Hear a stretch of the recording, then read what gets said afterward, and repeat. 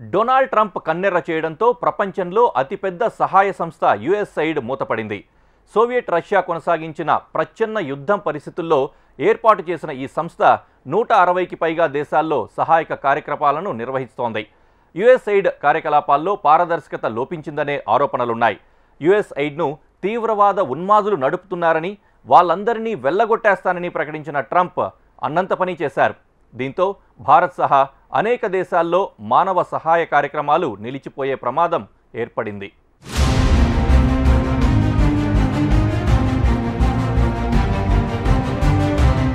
America అధ్యక్షుడిగా Donald Trump బాధ్యతలు చేపట్టినప్పుడే యుఎస్ఐడ్ కు మూడింది. ప్రభుత్వ వ్యవస్థలో సమూల మార్పులే లక్ష్యంగా department of government efficiency DOGE అనే విభాగాన్ని ఏర్పాటు చేశారు ట్రంప్.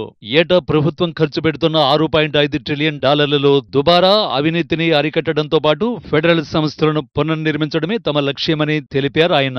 దీనికి ప్రపంచ కుబేరుడు ఎలాన్ మస్క్ విభాగాధిపతి.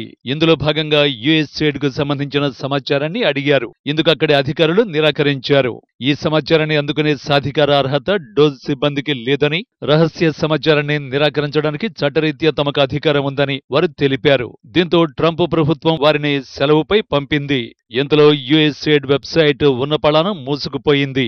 యుఎస్ఐడ్ కు చెందిన దాదాపు 600 మంది ఉద్యోగులకు కార్యాలయ భవనంలోకి రావద్దంటూ నోటీసులు అంటించారు. కంప్యూటర్ వ్యవస్థలో వారి పేర్లు అదృశ్యమయ్యాయి. దీంతో ఒక్కసారిగా ప్రపంచమంతా కలకలం మొదలైంది. యుఎస్ఐడ్ ను తీవ్రవాద ఉన్మాదులు నడుపుతున్నారని, వాళ్ళందరినీ వెళ్లగొట్టేస్తారని డొనాల్డ్ ట్రంప్ చెప్పారు. యుఎస్ఐడ్ నేరగాళ్ల సంస్థ అని డోజ్ విభాగ సారథి ఎలాన్ మస్క్ కూడా ఆరోపించారు. ఈ వ్యాఖ్యలు వారు చేసిన కొద్ది గంటల్లోనే వాషింగ్టన్లోని యుఎస్ఐడ్ ప్రధాన కార్యాలయానికి తాళాలు పడ్డాయి. యుఎస్ఐడ్ కు పెద్ద చరిత్రే ఉంది. సోవియట్ రష్యా కొనసాగిన కాలంలో ప్రపంచ దేశాలపై ఆధిపత్యం కోసం ప్రచ్ఛన్న యుద్ధం కొనసాగింది. ఆ సమయంలో పేద, అభివృద్ధి చెందుతున్న దేశాలను తమ వైపు తిప్పుకునేందుకు అప్పటి అధ్యక్షుడు జాన్ ఎఫ్ కెనడీ 1961లో United States Agency for International Development ను స్థాపించారు. దీన్నే యుఎస్ఐడ్ అంటారు. ఈ దేశాలలో అభివృద్ధి, సంక్షేమ కార్యక్రమాలను చేపట్టడం ద్వారా సోవియట్ ప్రభావాన్ని ఎదుర్కోవడం అమెరికా నేతల ఉద్దేశ్యం. 1991లో సోవియట్ యూనియన్ పతనమైన యుఎస్ఐడ్ చాలా కాలంగా మనుగడ సాగిస్తోంది. ఇది యునైటెడ్ స్టేట్స్ ప్రభుత్వానికి చెందిన ఒక స్వతంత్ర సంస్థ. రెండో ప్రపంచ యుద్ధం తర్వాత ఐరోపా దేశాల్లో మౌలిక వసతుల పునర్నిర్మాణానికి అమెరికా యుఎస్ఐడ్ ద్వారా చేపట్టిన విదేశీ సహాయ కార్యక్రమం నేడు 160 దేశాలకు విస్తరించింది. అమెరికా ప్రభుత్వం నిర్వహించే అతి పెద్ద మానవతా యుఎస్ఐడ్ ఫండ్ లక్ష్యం పేదరిక నిర్మూలన, వ్యాధుల నివారణ, మానవతా సాయం, అభివృద్ధి పనుల విభాగంలో 13,000 మంది సిబ్బంది పనిచేస్తున్నారు. 160కి పైగా దేశాల్లో ఏడాదికి 3,83,160 కోట్లు అమెరికా ఖర్చు చేస్తోంది.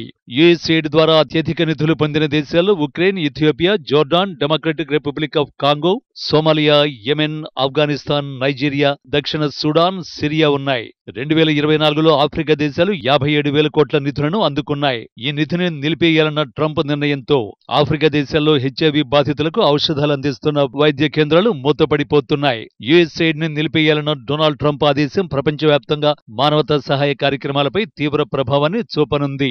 డొనాల్డ్ ట్రంప్ మొదటిసారి అమెరికా అధ్యక్షునిగా ఉన్న సమయంలోనే యుఎస్ఐడ్ ద్వారా విదేశీ సహాయ నిధులకు కోత విధించేందుకు ప్రయత్నించగా అమెరికా చట్టసభలు అడ్డుకున్నాయి. విదేశీ సహాయ చట్టాన్ని అనుసరించి ఏర్పడిన యుఎస్ఐడ్ ను అడ్డుకోలేరని డెమోక్రాట్లు ప్రకటించారు. ఇప్పుడు ట్రంప్ మళ్లీ అదే తరహా చర్యలకు ఉపక్రమించారు.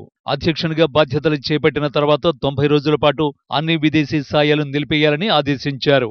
ఇజ్రాయిల్, ఈజిప్ట్ మాత్రమే ఈ జాబితా నుంచి మినహాయించబడ్డాయి. సాయం నిలిచిపోయిన దేశాల జాబితాలో బంగ్లాదేశ్ కూడా ఉంది. దీంతో యుఎస్ఐడ్ ద్వారా ఆ దేశంలో చేపట్టిన ఆహార భద్రత, ఆరోగ్యం, విద్య తదితర కీలక రంగాల్లో చేపట్టిన ప్రాజెక్టులు ఆగిపోనున్నాయి. బంగ్లాదేశ్ లో హిందువులు, క్రైస్తవులతో పాటు ఇతర మైనారిటీలపై దాడులు పెరిగాయని ఎన్నిక సమయంలో ట్రంప్ ఆరోపించడం తెలిసిందే.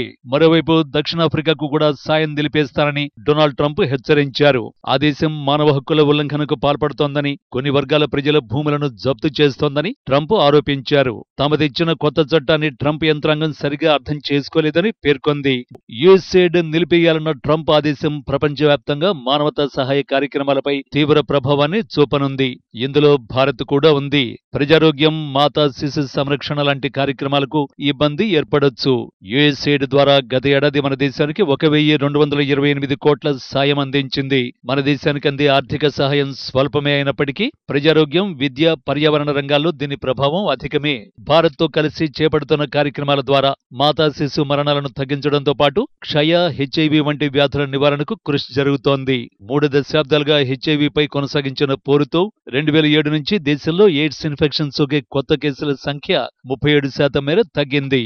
కోవిడ్ సమయంలో 200 కొత్త వెంటిలేటర్లు అందాయి. 16 రాష్ట్రాల్లో విద్యా సంబంధమైన కార్యక్రమాలు కొనసాగుతున్నాయి. 2014లో ప్రారంభించిన స్వచ్ఛ భారత్ కు యుఎస్ఎయిడ్ అండగా నిలిచింది. 3 లక్షల ఇళ్లలో మరుగుదొడ్ల నిర్మాణానికి సహాయపడింది. యుఎస్ఎయిడ్ దశాబ్దాలుగా భారత్లో కార్యక్రమాలు నిర్వహిస్తోంది.